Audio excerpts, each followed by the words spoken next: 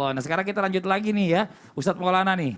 Sekarang kita masuk lagi ke yang berikutnya. Bicara masalah tentang benar katanya ada sebuah nikmat yang jika telah dapat nih maka seolah-olah telah menggenggam seluruh kenikmatan dunia.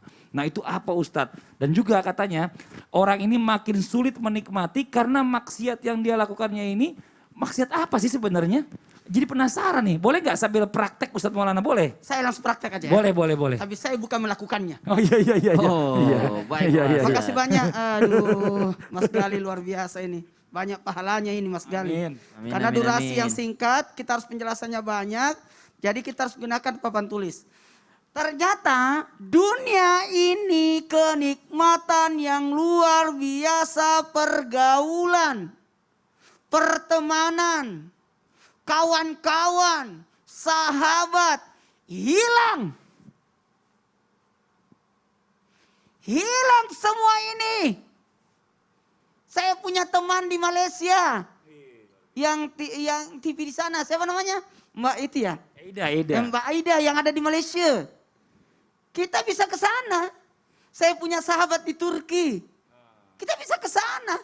Saya punya sahabat di Mekah, di Madinah. Saya bisa ke sana. Itu kenikmatan itu.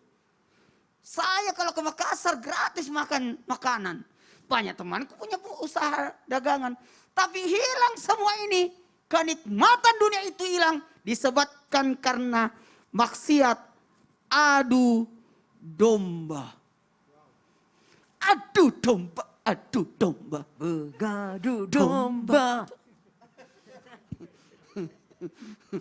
Apa itu? Dia tidak aman. Kenapa adu domba ini? Menghilangkan keamanan. Aman hilang. Dia tidak bisa kemana. Dia mau kemana sana? Nggak bisa. Wah, banyak musuhnya. Karena pernah mengadu antara itu dan itu. Dan ingat, bisa jadi dia sudah berteman, Anda tidak berteman lagi. Dia kasih musuh si A, kasih musuh si B.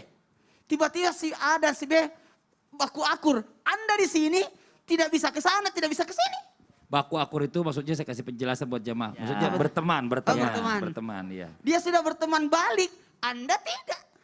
Makanya barang siapa yang antara kalian mendapatkan rasa aman rumahnya, dirinya, diberikan kesehatan badan, semuanya. Tapi ingatlah, itu hilang semuanya. Buat kita semua, ada satu kisah Rasulullah SAW, ada seorang datang.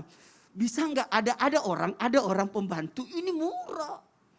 Ini budak murah. Waktu itu masih ada zaman perbudakan. Ini murah banget. Cuma satu saja kekurangannya. Suka namimah. Sebenarnya adu domba itu kalau bahasa Arabnya namimah ya. Namimah. Sukanya namimah. Terus tahu nggak? Gara-gara sifat namimah inilah hancur segalanya. Karena ternyata pembantu ini berkata kepada wanita atau istrinya itu yang tuan rumah. Kalau mau disayang sama suamimu, ambillah bulu yang ada di lehernya. Ambillah bulu yang ada di lehernya. Itu. Ketika itu di sisi lain, dia beritahu suaminya. Majikan laki-lakinya. Kamu itu mau dibunuh sama suamimu, istrimu. Lihat ntar malam, kau akan digorok. Jadi yang satu, majikan perempuan jadi beritahu bahwa untuk supaya mendapatkan cinta suaminya, ambil bulu di lehernya. Jadi sebentar malam. Jadi kejadian itu ketemulah apa yang terjadi. Dia bunuh istrinya. Ketika mau diambil bulu di lehernya. Jadi sifat ini bahaya.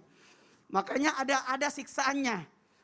Kenapa bisa hilang? Karena munculnya rasa curiga lah.